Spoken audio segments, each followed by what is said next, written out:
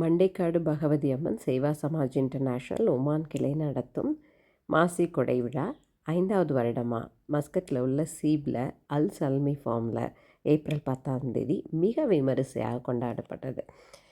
கன்னியாகுமரி சார்ந்த மக்களும் மண்டைக்காடு பகவதி அம்மனை தன்னுடைய இஷ்ட தெய்வமாக குல தெய்வமாக வழிபடுற மக்களும் ஒன்று சேர்ந்து பொங்கல் வைத்து அதையெல்லாம் படையல் பண்ணி அர்ச்சனை பண்ணி தீப தூப ஆராதனைகள் செய்து பாரம்பரிய முறைப்படி வழிபட்டனர்.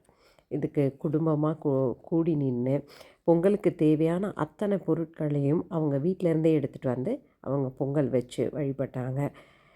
பாரம்பரிய முறைப்படி அவங்க எப்படி செய்வாங்களோ ஊரில் அதே முறைப்படி இங்கே செஞ்சுருக்குறாங்க. அதே மாதிரி அந்த பாடல் உடுக்கை இதெல்லாமே ஒழிக்கப்பட்டது கேட்குறதுக்கு ரொம்ப நல்லா இருந்தது. எங்களுக்கு இது ஒரு வித்தியாசமான அனுபவமாக இருந்தது. இதெல்லாம் முடித்ததுக்கப்புறம் அவங்க அந்த பொங்கலை எல்லாத்தையும் ஒரு இடத்துல வச்சு இதை எல்லோரும் எடுத்துக்கிற மாதிரி ஒரு இடத்துல வச்சு இதை தான் குழந்தைகள் முதல் பெரியவர்கள் வரை காலை உணவாக சாப்பிட்றாங்க.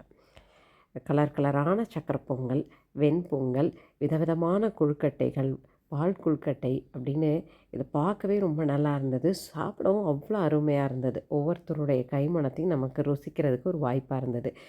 இதெல்லாம் முடிஞ்ச உடனே குழந்தைகளுக்கான தனித்திறன் போட்டிகள், கலை நிகழ்ச்சிகள் இதெல்லாம் நடக்கும்போதே மதிய சமையலும் நடக்குது.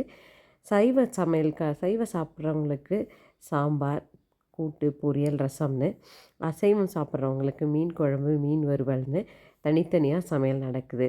சமைச்சு சாப்பிட்டு கூடி இருந்து எல்லோரும் சந்தோஷமாக இருந்துட்டு சாயந்தரம் 4 மணிக்கு மேலே தான் வீட்டுக்கு கிளம்புறாங்க. எங்களுக்கும் ஒரு அழைப்பு வந்தது.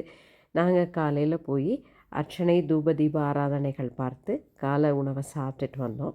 இந்த மண்டைக்காடு பகவதி அம்மன் அப்படிங்கிற பேரை கேட்கும்போது எனக்கு முதல்ல புதுமையாக இருந்தது. ஆனால் அந்த அம்மனுடைய சக்தியையும் பெருமைகளையும் கேட்கும்போது மெய் சிலிர்த்து போச்சு. யார் இந்த மண்டைக்காடு பகவதி அம்மன்?